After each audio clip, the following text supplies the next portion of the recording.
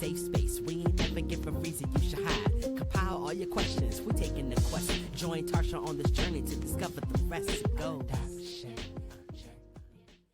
Welcome to the Adoption Journey Podcast. I am your host, Tarsha Smith, and welcome back. Y'all, we got somebody live in the studio. Before we get started, remember to go follow Black Adoptees Meetup on the IG page. Make sure you register to come and hang out with us in Chicago, and we have some other virtual events coming up too. So, I have Miss Morocca in the building. Hey, girl. Hey. So, you know how I roll, guys. You know I don't know a whole lot. So we're just going to dive right in. So tell me, how old were you when you found out you were adopted? I was 11 years old. 11. How did you find out at 11? Well, my adopted mother, she adopted 2 kids. So it was me and my brother, not my biological brother, but another child. And this was probably one of the times where we ran away because I would run away a lot. So we ran away this particular day, and she was mad. She was real mad. So the cops came and found us where we were, brought us back. And I remember like it was in, back in the day, we had a place called Timber Scan Apartments in Rio Grande. And we were standing on the towel on the foyer, and me and my brother were standing there, and she told us she was mad. And she was like, you was adopted and your mother was a prostitute and you was adopted. And she adopted both of us. We never knew it. And that's how she told us. That's how you found out. And your mama was this and you was, Okay, back up. Hold on. Okay. Number one, were you adopted, same race, are you the same race as your my biological mother is black. Okay. And my adopted family is black. Okay. But I am mixed. Okay. From what I've been told. Okay. So I was told my father is white. Okay. Second, why were y'all running away all the time? What y'all was doing? Abuse. She was very abusive. Very, very abusive. Okay. So, yeah. So, abuse. Physical abuse. A lot of physical abuse with her. Oof. Okay. So, talk about, you just told me you had abuse. Mm-hmm. Outside the abuse, what was your childhood like? I'm not from Florida, so we're from Washington, D.C. My biological family is from the DMV area, and my adopted family. Okay. So my adopted family, we moved down here, me and my mom, we moved down here probably when I was about 7 or 8. Okay. Just not with my other brother, but just me and her. So she was transitioning to Florida. Hold on. Got to adopted father? She was married, but I don't know him. She got a divorce by probably when I was like 2 or 3. I don't even know who he is. Okay. So she adopted a child. She adopted 2 children, and she was married. And then got a divorce. Mm-hmm. And then just you and her moved down here. Mm-hmm. Where's his other brother? No, he moved later. Oh, he moved later. And he stayed with my grandparents. Okay. And it was just me and her that moved out. Okay. It's a weird story. Okay. There's no weird story. It's just your story. It's just your story. It's not weird. It's just yours. Okay. So you moved down here to Orlando, 7 or 8. So you're still young. Abuse. And at what point does your other brother move down? Like, how long does that take? Maybe a couple of years. So I was 11, so he might have moved maybe 3 years later. I don't really know. But he moved later. I know that he wasn't here for the first couple of years, that it was just me and her. Okay. So just being you and her, Mm-hmm. Are there any good memories, or are they just all like, child? A lot of my growing up I'm not going to say that everything was horrible, because she was a single parent. So she sacrificed, I'm sure, a lot. She went to work like your average parent. Sure. But I believe later in learning her story, she would say that she would, like, her father was physical towards her. So I don't know if that's why, but she was very abusive. Like, that is my story. Like, I know I've been running away since I was 7 years old. So it wasn't nothing new to me to run away. And where would you go at 7? The neighborhood, my friends. If I have a lot of friends I would be friends, somebody my age. and their family would just either like take me in or they'll like me. You know, I have like a real outgoing personality, so a lot of people just gravitate towards me. And nobody was calling the people? They would. Yeah. My mother ended up going with this guy who, and a lot of times I went to Pine Lock Elementary, and a lot of times DCF would end up at my school and would call me into the principal office, but it would never follow through. It would never be like, you know, you got taken out of the home or anything? No, because I always run away. So my runaway would like I end up in a lot of programs, detention centers, like programs within Orlando, Outward Bound, House of Hope.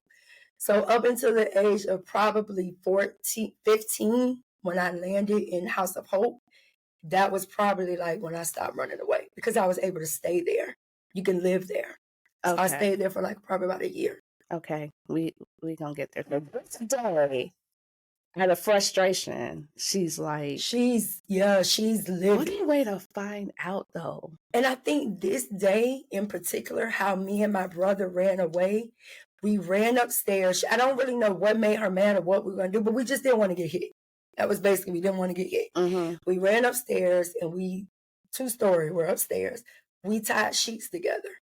Sheets in my room. Girl, y'all in the whole movie. We tied sheets together, put them up under the bed to like put some weight so that the sheet wouldn't, you know, give. Yeah. So I think this was like, y'all did all of this and now police know it. She was mad. So we jumped down from the two-story, and I'm short. I'm always been short. And when I jumped down from the two-story, like the sheet is still far. Like I'm still like, and I hit that ground and we just ran. We just took off. That's a whole movie. Yeah. That's something out of a movie. Like, that's playing out in my mind. And so she says all this stuff to you in that moment, because now both of you are finding out both of us this way. And you have two different families. But your mom was a prostitute, is what she said. That's what she said. How do you feel? You remember how you felt in that moment? That's a lot of information at 11. I think I was so worried about my brother because he was more in disbelief. But it's kind of like when I grew up, I was always asked, even with her in stores, are you mixed? Who's your mom? Who's your dad? What do you mix with? I always got that question. So sometimes it's like me being with a whole Black family, you know, like, and you're the light-skinned, green-eyed person, you know. I don't know. I'm not going to say I wasn't surprised, but I wasn't. It didn't woo me like it did him. He was more hurt. Yeah. Me, I kind of was like, I think I left and I called my granddaddy because I would always say, oh, I get my eyes from my granddaddy. Oh, I get my complexion from my because he was the only light-skinned, you know, person that I can kind of figure out. Yeah, just make sense. Yeah. So I don't think I was, I don't know. I don't really, I was worried about him because he was devastated. I wonder if she had planned on even saying anything, being that you were already 11, right?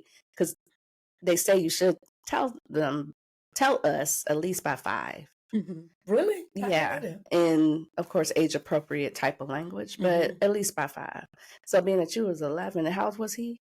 He's 12. 12. So you're right around. Yeah, she probably hadn't planned on saying nothing ever, but on this day. Oh yeah, she was mad because they used to have a house. I want to say her name was Kat Cadigan, and it was on Ivy Lane in foster. She was a foster mom, and if you were a runaway, I remember us staying at that house for a day. So we stayed there, and then the police brought us back like within 24 hours. So from Rio Grande to Ivy Lane, because you said you were in the Rio Grande area, that's a good little.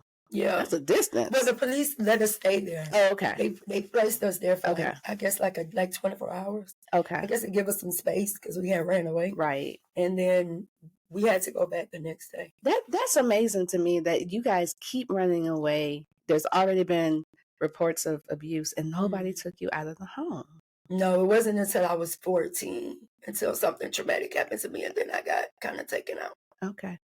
Here we go. That's a whole Charlotte's episode. Okay. Mm-hmm. So, do you want to talk about what happens at 14? This would be really new. I can. Okay, tell what you want to tell. Whatever you're So comfortable with. at 14 years old, I was sexually abused by my sister. My adopted mom had 2 kids. She ended up having 2 kids since we've been in Florida. So she has a son. Hold on. Wait. Just for myself and the listeners. Okay. So she adopts you, adopts a son, She adopted 2 kids. and then she had 2 biological kids after the fact. Way after the fact Okay. of moving here. Of moving here. Mm-hmm. Okay. So does she remarry? No, not. Okay. I mean, she did, but it was late. I was an adult back then. Okay. All right. Proceed.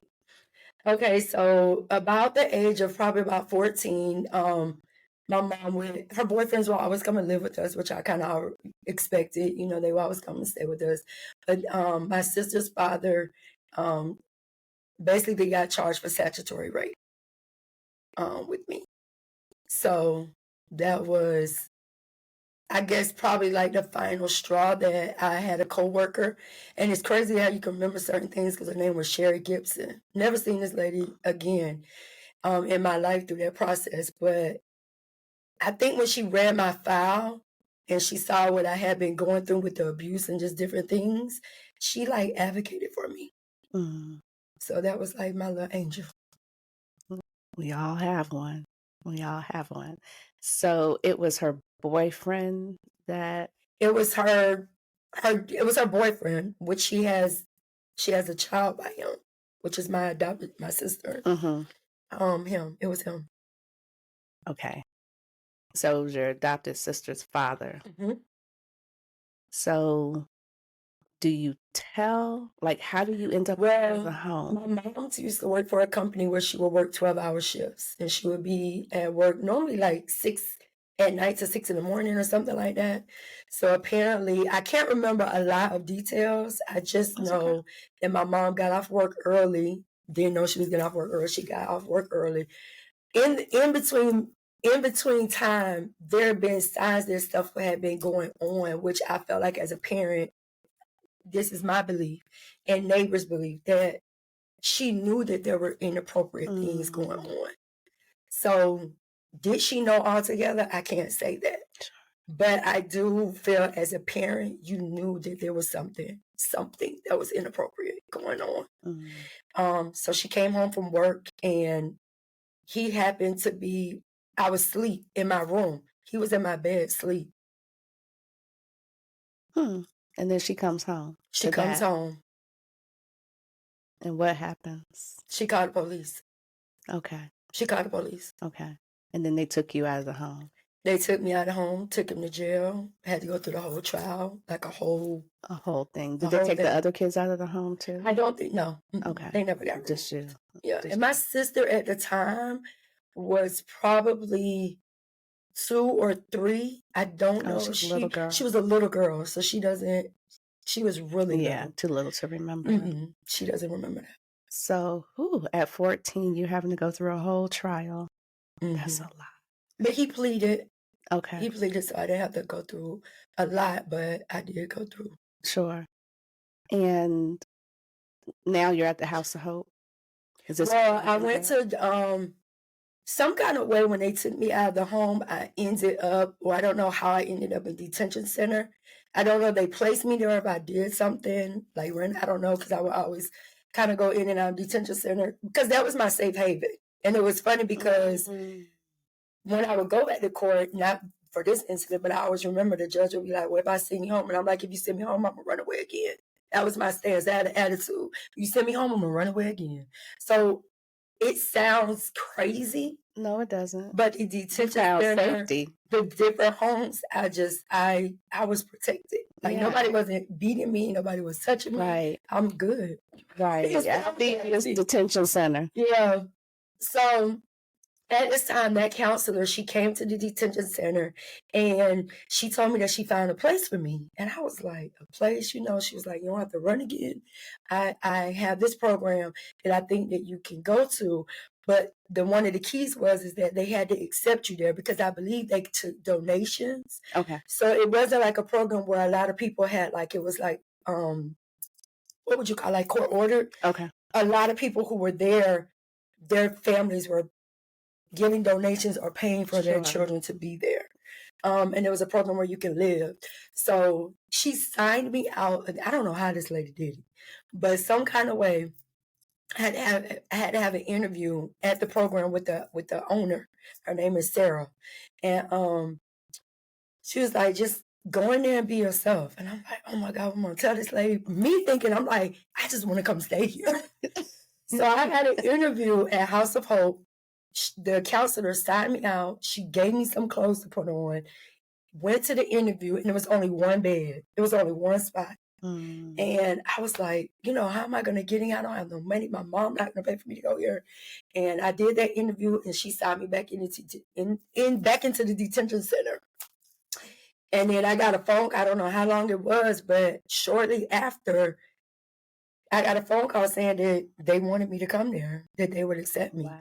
And she apologized. She was like one of the only person that probably really apologized for the abuse, for no one stepping in for me and realizing the things that I had been doing in life was really to get someone's attention. Sure. Now, I'm glad you said that because I was going to ask, are you still going to school during all this? No. Okay, because I was wondering about the teachers. Okay. So if I would go to a program, of course, they had homeschool there. Okay. So at House of Hope, it was a Christian environment, but you went to school, you did everything with House of Hope. Okay. But this was a program where you could graduate and you could live there as a teenager or an adult. So some of the girls who were 18 for different reasons, they would end up working there. They would end up, you would graduate to different levels. And then if you got on, just say level C, then you were able to go to public school. But this was probably for people who are not going to go back into their home environment. Okay. So they would end up working there as they got older. So the time now you're there and you're living there, do you have any contact with your family? Once you get to a certain level, they work on counseling. Okay. So you have counselors there. You get a big sister, which I just became a big sister. I'm so happy with the Big Brother, Big Sister program. But you get a big sister through that program. And then you start back counseling because their mission is to, help for you to go back. Hopefully you will go back. Hopefully you will go back. Yeah, hopefully. Now, in this process, can you remember anybody happen to mention the fact that you are adopted? What do you mean? So, did anyone take that into consideration? She's got all this going on, and she's an adoptee. Or was it just she got all this going on? Because that's a piece of it, probably. I don't know if behind the scenes, if it ever came up. I know as a child growing up after the fact, to me, it made sense oh, I'm not your child. That's why you're doing this to me. Because I would see the difference later on in life with her children. Wow. So different. Even to this day, it's just different. Okay. It's just the treatment. Me and my adopted brother, we've always said that. The treatment has always been different.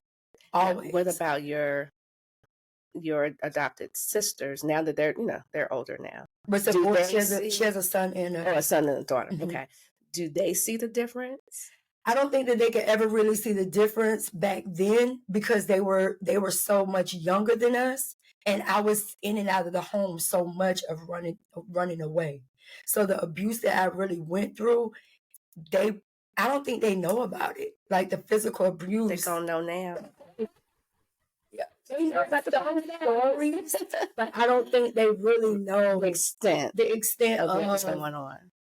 Being locked in the closet, not having food, using food as punishment. Me and my adopted brother, if she liked you today and she didn't like the other person, we're gonna look out for each other to make sure you get something to eat. They don't know that. They weren't there for that. So I don't think they know the extent of that. Wow. I'm sure I just got to know something because you were in and out of the home. Yeah, and was your brother also in and out of the home as well? He was. A lot of times he would be, I don't know if my brother would run away as much, but he was more violent. He had a lot of other stuff. And he would go into other programs as well. Yeah. So you mentioned a grandfather a little bit ago. And this is your mother's father. That's the only family I really knew growing up was my adopted family. That's my mama. That's all I know. Huh. I mean, I've met my biological family now, but No, I'm not talking about. No, we ain't there yet. Oh, we ain't there. No, but your adopted. Because I'm wondering, all this is going on. What about the extended family that you're around? Adopted. Oh, everyone's in DC. Yeah, we're in Florida. I had one set of cousins who are my adopted family. I had one set of cousins that became. That's why she moved here. It was like her first cousin. So I stayed with them a lot. DCF will call them a lot. They even offered at one time, her cousin offered to take me in. And I ended up staying there, but they offered like, let me help you. And she wouldn't. She wouldn't. I don't know if it was, I don't know. I don't know. It's just like, she just wouldn't. She didn't want nobody to help, but then you would have to admit that you're doing something and something else is going on. Sure. So if you're in denial and you're saying she don't need to come stay with y'all, it's her. Especially when you're like, it's Morocca the bad person. Is she doing this? She's not seeing the physical, having some self-responsibility in any of it. Yeah, because you just off the chain. Off the chain, you just bad. The neighbors think you bad. Like everybody thinks you're bad. Is going to think you bad. Did you think that about yourself?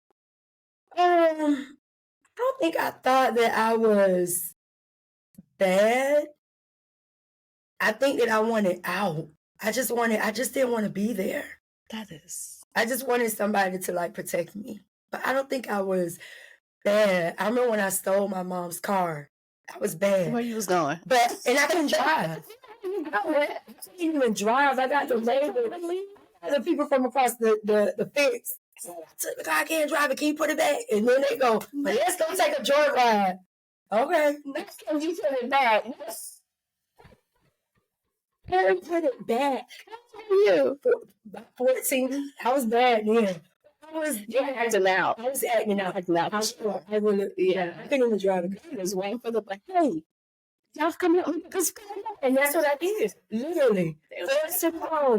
They had to cut through on the city road. And we moved around in Orlando. But yes. Can you come, please? I can't put it back. I backed it up. And can't put it back. Well, did you get it back?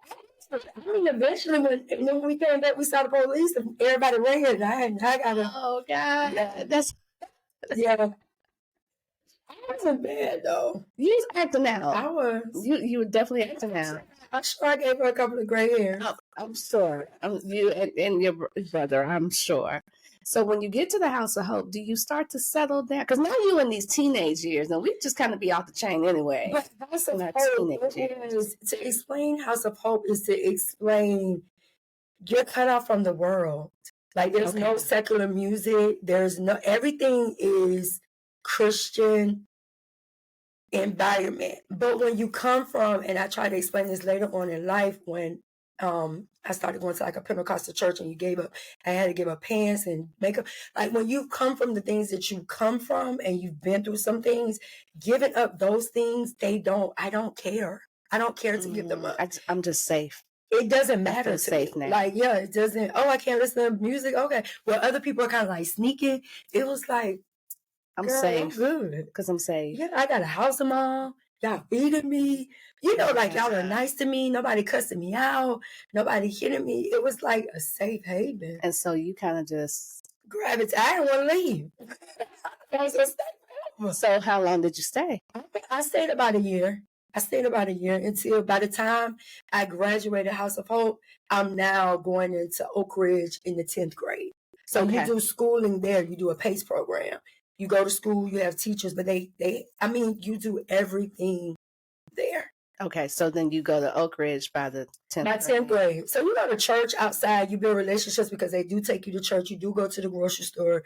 They try to build you with other relationships. But as far as like a safe haven, you're really not communicating with your friends, outside world. Okay. You're living in this program. You're working a program. And do you...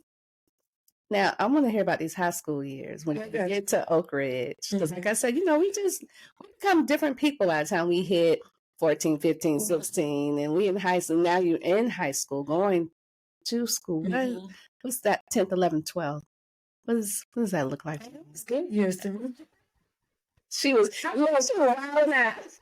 I mean, I think in house of hope, it taught me a personal relationship with God. And I think by then, because they offered counseling, I wanted to stop running away.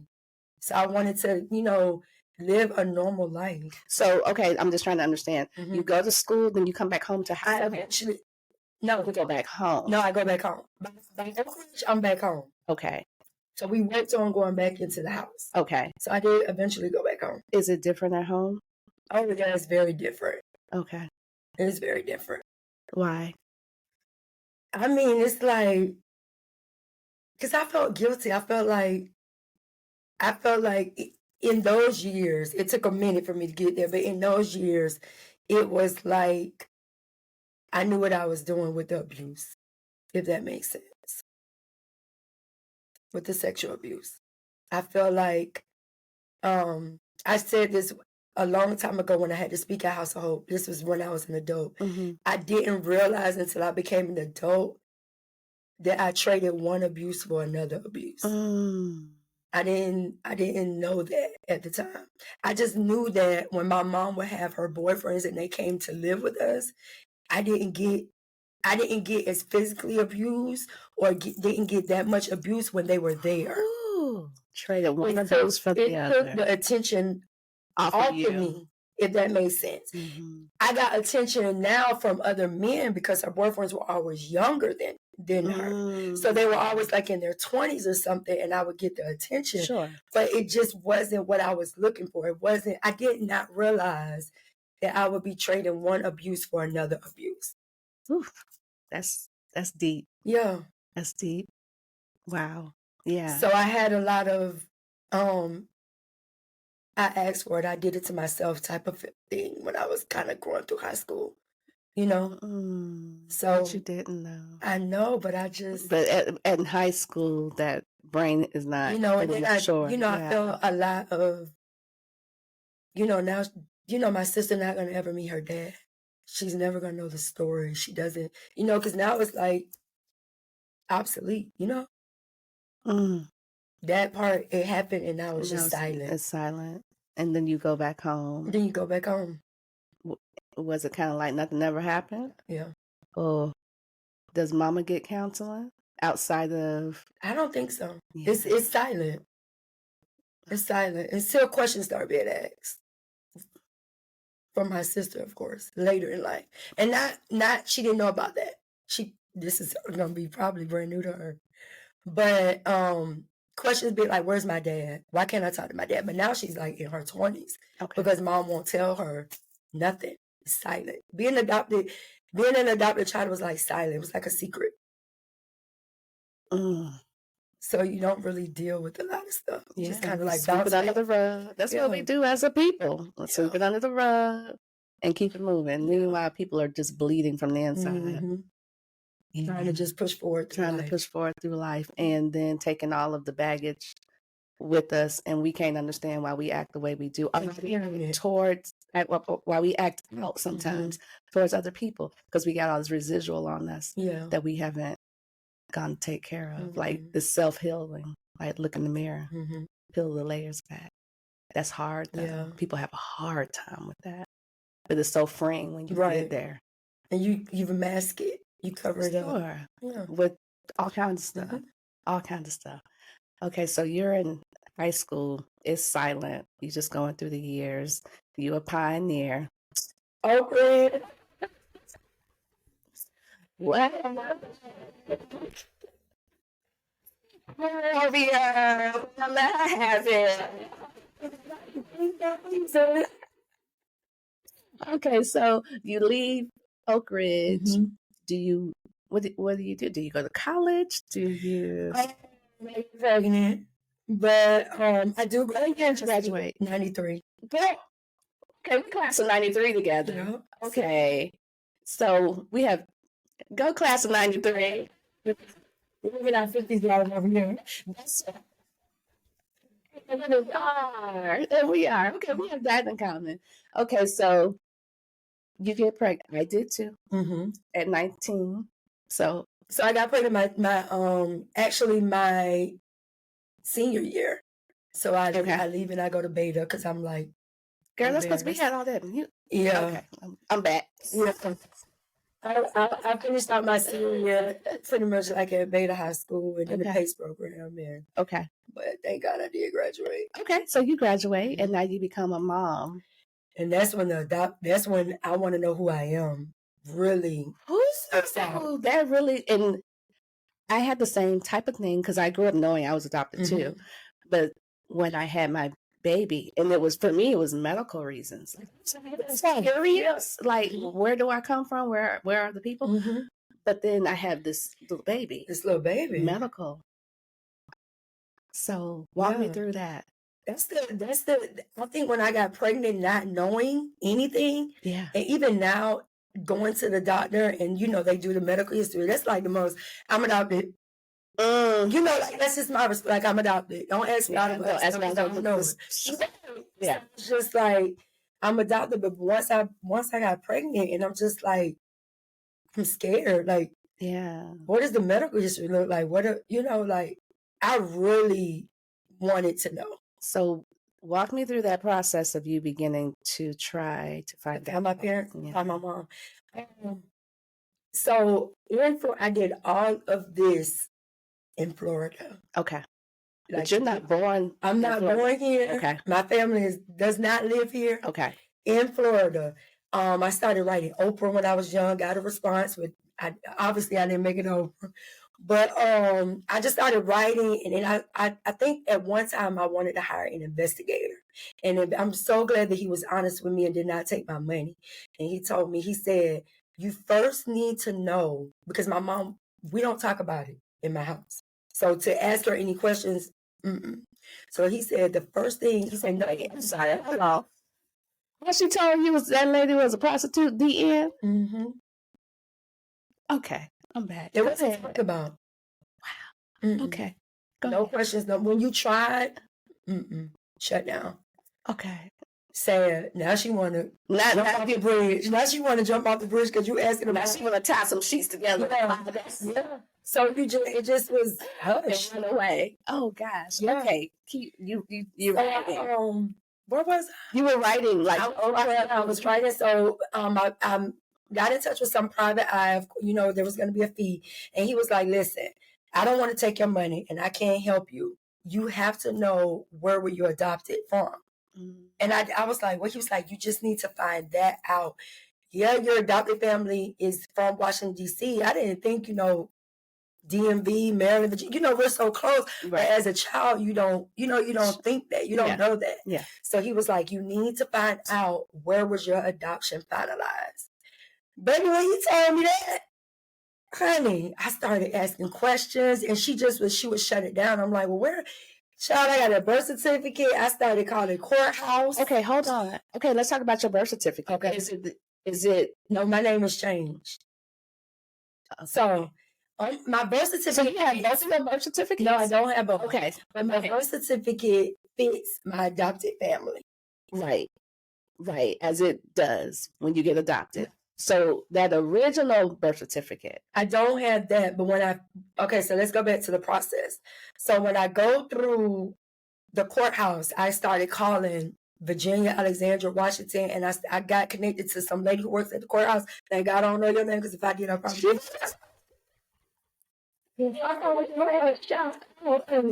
So I gave her my information, and over the phone, it was like she had my file in front of her. And then she was just like, well, no, you, and she just started talking like and I'm just like, wait, what? That's an angel. Because it doesn't always go like that. Listen, I'm going to tell you what you need. And this is in the 90s, right? Yes. Yeah, it don't always go like that. She had my file in front of her, and I remember her telling me, I have your file in front. I'm like, girl, you got it.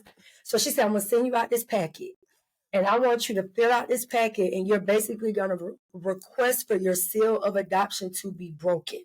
That's the only way that we can help you. And I'm like, what? The laws are different in every state. Really? That was not my experience. I was born in Chicago. I'm living in Florida, and I was living in Florida trying to do stuff too. Go ahead. So she sends me that packet, and I fill it out, and and at the time, I just wanted to find my mom. I didn't know about nobody else, nothing else. Right. I just wanted to find my mom. I didn't even know if I had a dad, but I just wanted to find my mom. Right, that goes first. Yeah. So I sent everything in, get a response, and the response that I got, first they're doing a search. So I guess they do the search and they try to find and mail out all these things. So it's like a waiting game. Really is a long process. Back then it didn't seem like it was, but it was long. And this is I'm in my late 20s now, where I've gotten the courage to like do all these things. Okay. And when I get this packet back, then later on, I get a letter telling me that social services gets in contact with me. So come to find out, my mom gave all of her children up through the state of Virginia. So I was born in Alexandria, Virginia, which is on my birth certificate. Okay. So, my family's from DC, but I didn't, trying to connect the dots. So through social services of Virginia, they got in contact with me, we're going to help you, because now it's court ordered for them to help me find my mom. Girl, do you understand how much of a blessing? Really? Girl, everybody's story like that. Some states still won't let you do all that. Really? Yes. Well, Girl, keep going. The judge, so they gave me a letter, and they basically told me that my mom had passed. Okay. In 1994. Remember, I had my baby in 93. 93. And that's when it was like brutally, like, oh, I want to know my mom. Like, I need to know. And to get that information that she passed in 94, it was like, dang, I ain't gonna know nothing. So once they gave me that information, something in me said, I want to know her name. I already knew what I was doing. I have an uncle on my remember I told you I only know my adopted side. Right. I have an uncle that's a mortician. And I wanted to know I'm like, what am I gonna do? I wrote the judge. Can I please know my mama's name? I didn't know they was gonna give it to me. But what can I do with a woman who is deceased name? That's how I presented it to him. Like, what can I do with it? I want to know my mama's name.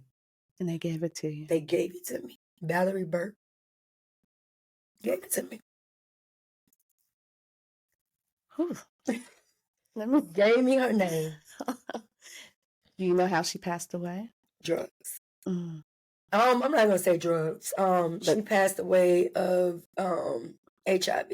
Okay. But So she had a getting life sick with not getting off of drugs and the life that she lived. But yeah, she passed away with HIV, pneumonia, all of that, just a domino effect. And do you know how old she was? I think she was 36 or maybe 38. Okay. 36 somewhere or in her 38. 30s. Not old at all. Not old at all. Wow. Mm-mm. So you get her name, and then I what? get her name, and it was like, you would have thought that they gave me her. And okay, so let me rewind. When they broke the seal of adoption, they give you a letter. They sent me a letter in the mail, which was called a non-description of my mom and of me. So it told me about how much I weighed. I was born addicted to drugs, how long I stayed in the hospital. It was like your mom was 5. Like, to read it, it felt like, dang, I'm a mini Valerie. Like, to read some of the information. So you were born addicted to drugs. When you read something like that. Read and to know, I think she probably was on drugs, and I think she got pregnant when she was, I want to say 14. Okay. But I think she was on drugs at a very young age. Wow. But to read a lot of stuff and, it was just like, wow. But in that description was, you have 4 brothers. That hits different, don't it? In that, something about those siblings hits different. Was, your mother had 2 boys before you and 2 boys, and I was the middle child. Older. 2 boys before me and 2 after me. Okay. So to get the name, baby, I was on a mission. I know what that mission feels like. To get the name, okay, I'm looking for my brother. Okay, here we go. So, still in the 90s. Like, and I say that because when I found my maternal side in 2012, and I just found my paternal side last year, I had the internet. So think about it, and that's what I'm trying to visualize. Not having the internet. Right, calling people. I'm talking about calling and talking, making connections with people that you don't even know. Right. Over the phone. Asking them questions. And hoping they don't hang up. Honey, you don't even know I can visualize this because, and I did the same age, so I get it. I'm still living here. I never went to Washington to do any of this. So how do you get their name, or do you get their name? So eventually, what comes into play is being that my mom was deceased. When they told me that I had 4 brothers, the social services now is still working with me. So their stance were, your 2 older brothers were adopted. You will never be able to find them unless they do a search for you. Which I wouldn't even know to do. Right. So, yeah. So in my mind, they were like, you're never going to meet your older brothers. But because your younger brothers never got adopted, we now can locate your younger brothers and try to connect you guys. Because they grew up in foster care, in and out. But they knew my mom. So, yeah. I know. Okay. So, no, it's not. Keep on. So who you find first? So, okay, so let's rewind. So to get my mother's name, and my plan was, if you give me my mama's name, I'm going to track her body down. So tracking her body down is going to help me, because them trying to help me find my brothers, it was like I was never going to find my younger brothers. It was like, y'all ain't moving fast enough. Like, why I don't, and because they grew up in and out of the foster home, they were in and out of, not gonna say the streets, but they were moving a lot. They were, now they're adults. So I didn't know, nobody knew where they were. So I called my uncle and I told him. That's a mortician. That's a mortician. Still in the DMV area? Okay. Mortician in the DMV area. Okay. And I mean, now my family, of course, people knew that I was adopted, but I didn't know, it was like a hush. So I got in contact with him. My mother has never heard this story. If she ever hear the story, Lord Jesus. Because this is your story. This is my grandfather's son. Okay. My mom is the only child for my grandparents, but my grandfather he had 4 boys, if I'm not mistaken. Okay. So I contacted my uncle and I'm like, listen, I tell him the story and I'm like, do you think you can help me track my mom's body down? And he helped me. Ooh. He was like, give me her name. And when I gave him the name, I started calling the people of the cemetery. Because basically that's who he's connecting me to, the cemetery, which the cemetery people are connecting me to the funeral home. So I'm talking on the phone in Florida, calling all these people, connecting. Do you know? Listen, I get to a funeral home on the phone talking to this young man, and I'm like, do you remember a lady named Valerie Burt? He said, Ruth, the man that told me my grandma's name. Oh. Ruth May's daughter. Ruth May? You mean Ruth May on Route 1? What? Wow. And you were like, yes.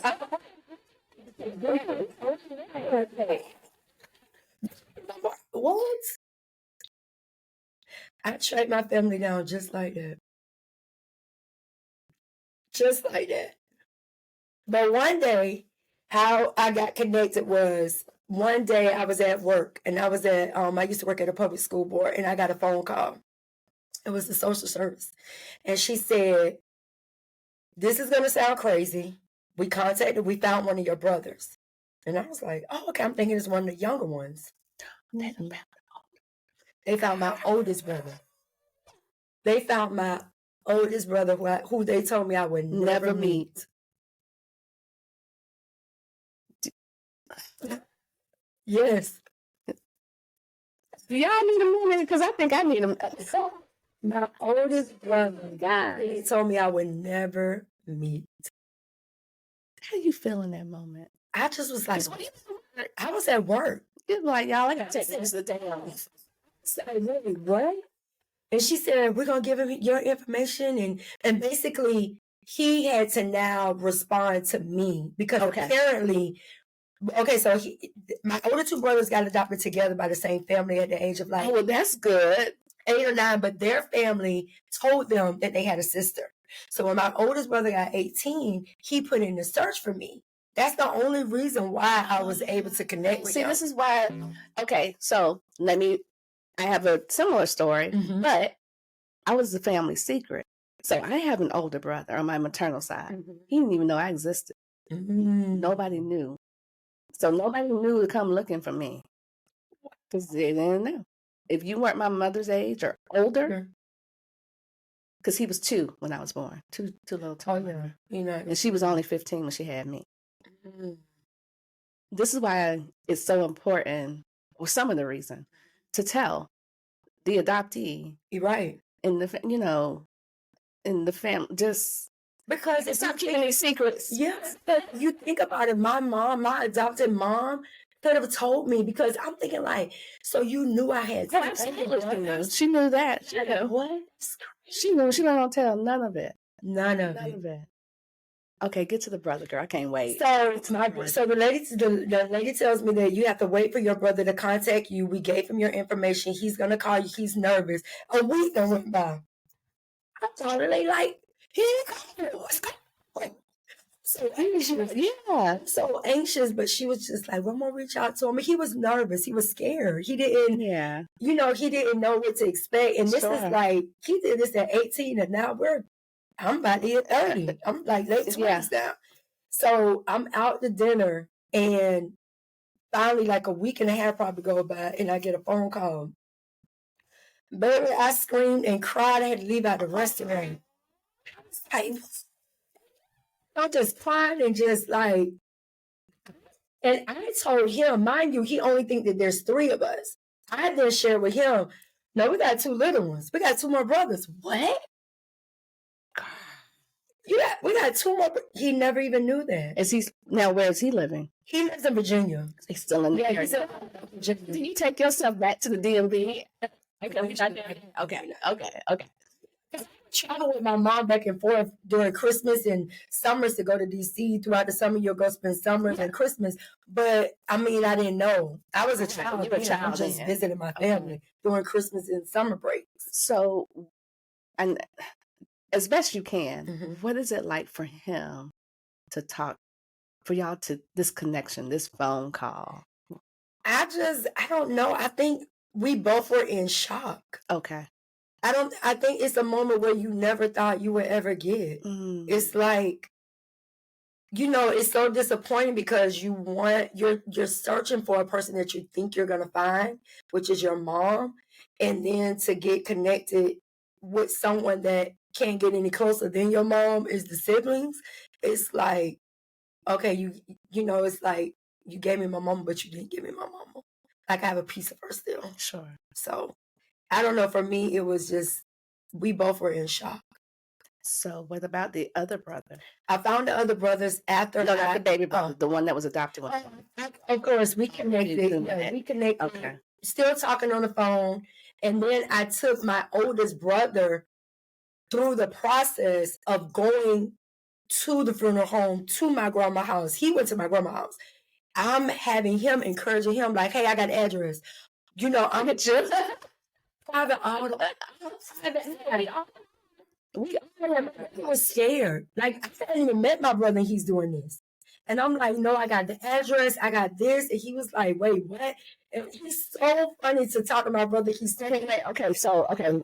My first question, do you and your 2 older brothers, do y'all have the same father? No. Okay. The second one, do you look like them? Do you find your genetic? Yeah. A picture of my mom too. When I see my mom is dark skinned. Okay. But I feel like I'm a lighter version of my mom. Like her features, her nose, her chin. Okay. I feel like I see the resemblance. And it's still my family always say, you look like Valerie. Even my younger brothers, they'll say, you stand like her. Like, your attitude, your just how I am.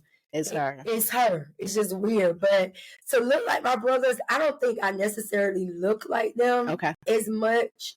Because a lot of when we hang out and we're in the malls, and I have a little flirtish younger brother like to flirt with everybody. People tell me look like, yeah, that's your girlfriend. And I'm like, no, I'm sorry, that's my brother. Because he's just so, he likes to talk. Yeah. And, people looking like, they thinking that's my man. Right. But no, I don't think we necessarily look like, we probably have features alike, but. Okay. So he go to your grandma's house? He goes to he gets scared because he's like, this is the hood. What are you doing? 7 people. Like, he said, Morocco, I don't know before. Church, Netflix calling me, no for real. Netflix for real. Like, this is over the phone. He was like, okay, I'm gonna do it. So I'm early 2000s right now, right? Okay. I'm gonna do it, Morocco, but he is scared. So he's like, I want to get something to eat. You got me going, I don't know where I'm going. It's like that. So he goes, get something. I'm like, Joe. He's like, I'm gonna go to the address. And my grandma still lives in the same apartment that we found her. She still lives there. And I call her granny. My granny. She's my granny. Not my granny. But she's my granny. Granny. She don't listen. My granny.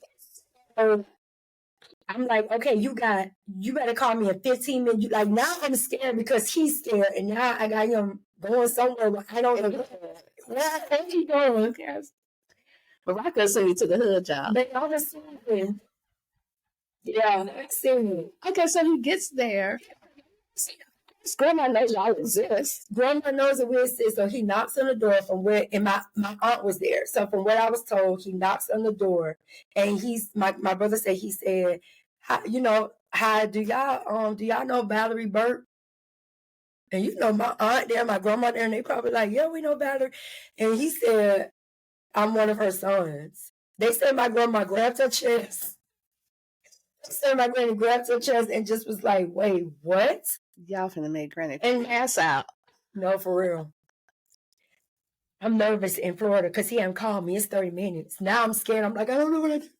Where I'm sick of he called me. I'm like, why don't you take that long to call me? I'm all the way in Florida. And I'm just like, and he's in the apartment with our granny. With granny and one of my aunts. Wow. And they were in this. I know. Believe. Because do you know if they had a closed adoption? Like, no information like these? The old one? Yeah. What do you mean? I mean, my closed is like the information? Right. I guess I don't know what their family disclosed to them. So I think their adopted family was very open about, I don't know like how detailed the information, but they were open to let them know that they had a sister. So I don't really. So that's because I knew I had a brother, but that's still like non-identifying information. Okay. So he calls you, and so they're like, hey, I got Morocco on the phone. What was your original name? Niger. Who told you that? I want to say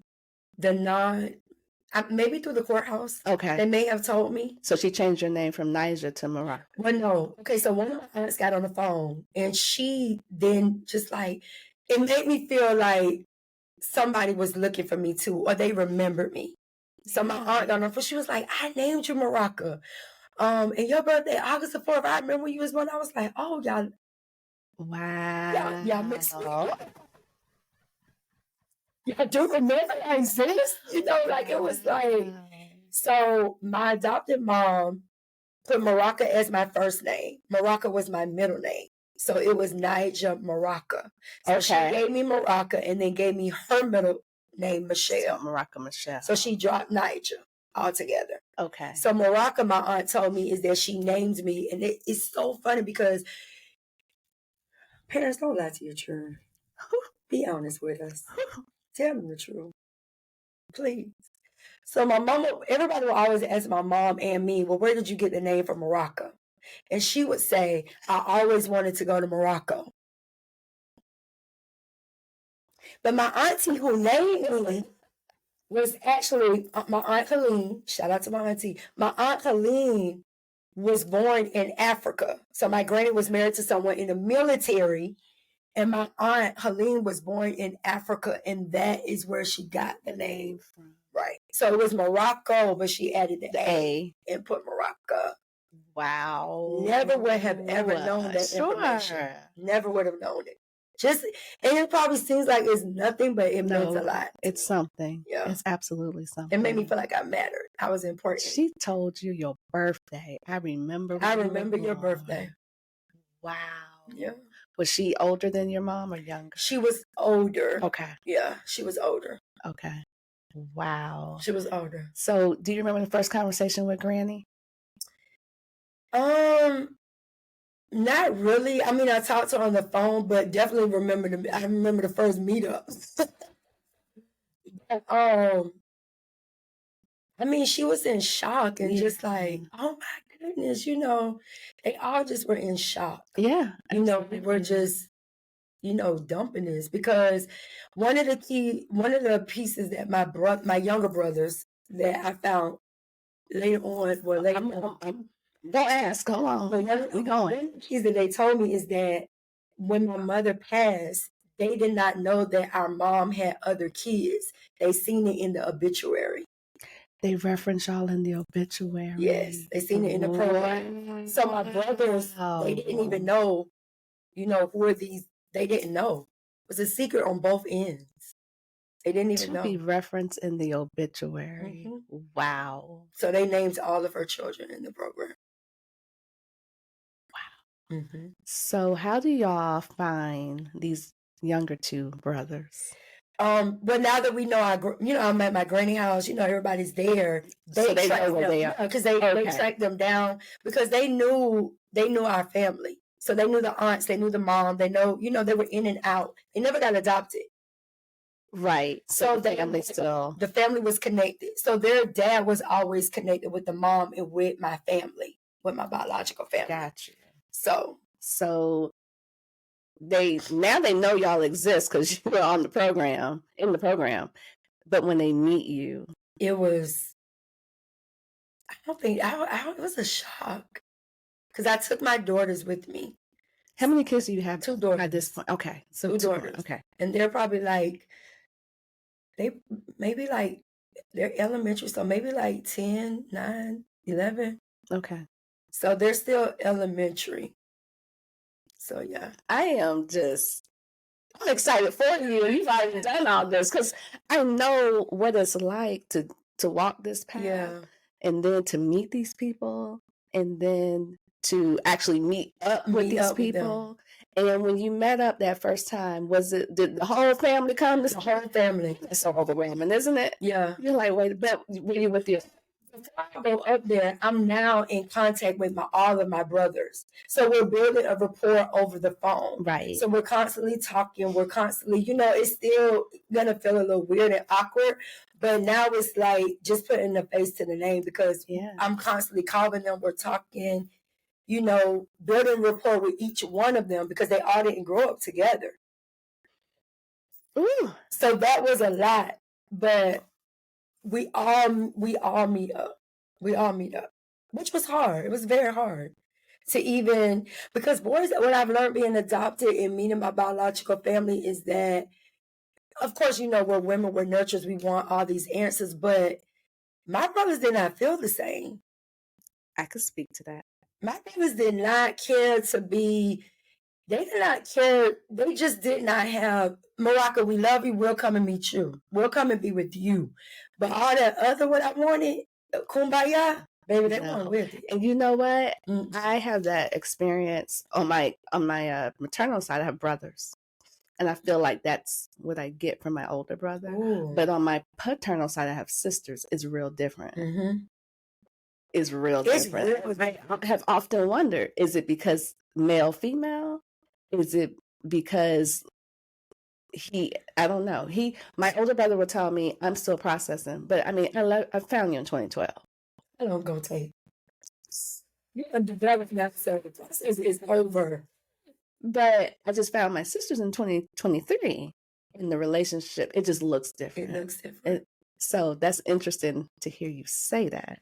They weren't like that necessarily with me, but because I am my granny. Like,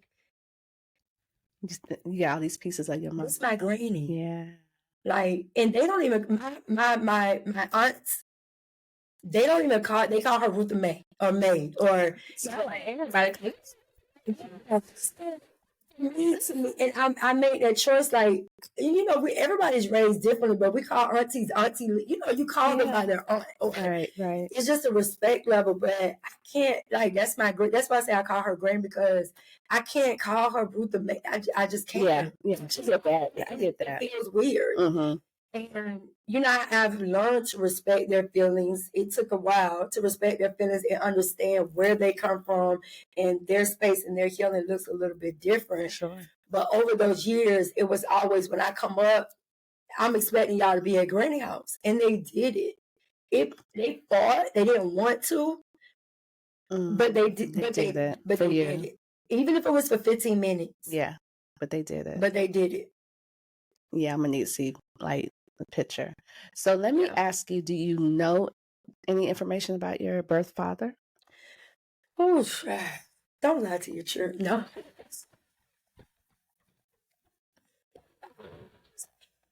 To be honest with you, I don't. Sometimes the only thing you can really take away is what's in black and white, because the kind of like the black and white, what you're reading is probably the most truth that you'll probably get in some situations. But the only thing that my mom put is that he was white. She didn't put nothing.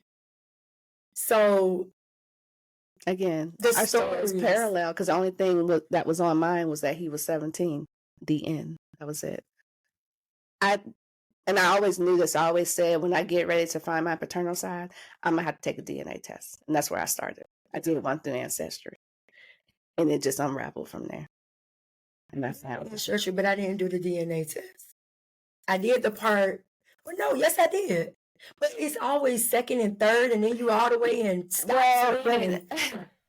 They give you an estimate based on the amount of DNA, because, like, for an example, my half sister on my paternal side, she took one. It says maybe first cousin, but we know we're half sisters. So it's the amount of DNA that you share. And so I went and started researching that and looking that up. Okay, I know what this says, but I really wish I can find that missing piece. Like, I did the ancestry, I did the DNA, but it just wasn't nothing connected for me. I mean, I got some second cousins, third, like, they give you so many numbers, but I will say this, and I'm not getting paid to say this, but I tell everybody, if you're going to do the ancestry test, at least for a couple of months, I pay for the subscription because it opens up everything. There's only so much you can see when you don't pay. So I did it for a couple of months just so I could see everything and start pulling pieces together. So that's what I personally did, and that's what helped. And then after a while, I cut it off. Yeah. And I've heard stories through my family of who my father was, and just different stories. And it just, from your birth family. From the birth family. You just don't know what is true. I've heard so many different stories. Do you remember what your DNA told you were, like the percentages? Or it did. I can't remember. Okay. Like, to the detail. I know something is like, what, Ireland or Scottish? I'm just like, wait, what? What? I'm from DC. You talking about these people you're talking about? That's so funny. But I mean, it did give a breakdown. I mean, obviously, I got something in me, like some type of mixture. But it's just, a lot of people tend to think that I'm Spanish, but I don't think it was really anything like Spanish on there. You don't look Hispanic to me. I'm definitely multiracial for sure, but I wouldn't look at you and be like, she black in something. Yeah, that's what I mean. Yeah, that's what I see when I look at her. She's black in something. I would love to, I would love to know something, child, because this adoption, baby, Yeah. Well, so my last question I want to ask you, and I want you to talk to the people. Mhm. If there's anybody, because I want to say this is her first time telling the story. This is her first time doing a podcast. And she just sat here and just literally just talked. And you helping somebody. I hope so. So for anybody out there that wants to tell their story, hold on, let me say this. How we even got connected, she opened her mouth on Facebook. And people started tagging me like crazy. Yeah. And that's what happened. So for anybody that's ready to just talk, what advice would you give them about their adoption? What would you tell them? That's ready to talk? That's ready to say, like, I'm ready to tell my story. I got this story and it's on the inside of me. And as hard as it is, I'll just say let it out. I think I did a video this morning. I was like, you have to get out of the feelings of their hurt, like your mom, or how they would feel, siblings, and what it looks like to them, because only you can speak your truth. Only you know what you went through. And I think I said this morning within myself. I said, I'm no longer looking for validation. Mm. I don't like for my mom or for someone to validate that this is what I did or admit this is what happened. I don't look for that anymore. It's my truth, it's my story. I validate myself. And the moment I open it up and I talk about it, you know, I feel like I want to help somebody. I feel like everything that we go through in life is for someone. It doesn't have to mimic the same. It doesn't have to look the same, but it's some type of hope, inspiration, motivation, encouragement. Because baby, be sometimes when you want to jump off the bridge, but it's somebody that's going to connect you. They're going to be like, hold up, baby, I want to jump too. But look where I am today. So it's like, you just got to tell it. And stop being scared. Because baby, I'm scared. I ain't going to lie. She looks scared. I just be so, and then you got to get out of offending others, you know, that's so connected to it. And it just, I don't know. I can't stay stuck. It's just like, okay, Morocco, let's do this. You did amazing. Let's do this. You did amazing. 50 in all, let's do this. You did amazing. You did amazing. Shout out your business. Let the people know how they can. One Slice Missing. So my husband and I, we own a baking business, a side business, where we sell flavored pound cakes, custom cakes, cookies, all the little stuff that you know, some of them hips, honey. So follow us on One Slice Missing. Yes. And is that on Instagram? It's on Instagram. You have to drop the G on Instagram because someone else had that. I think someone else had it. Okay. But on Facebook, it's One Slice Missing on everything. It's everywhere. And I will make sure that I tag that in the description so you can find the cake. And hopefully we can get her to make a vegan cake. But I know not doing it first to me. I told you to get in the vegan. I'm going to try. I just made a vegan cake. Just do it. I need to do it and you can be my taste tester because to me it's like, do it. People probably say like, do it. Do it for me. Do it for me. I want to thank you so much for coming. You did an amazing. Thank you for opening the door. Absolutely. Girl, I pulled her kicking and screaming. No, for real. No, for real. Did that. And on that note, bye, family. Bye. Journey on. You need a pie with the good? Oh yeah, what is the one?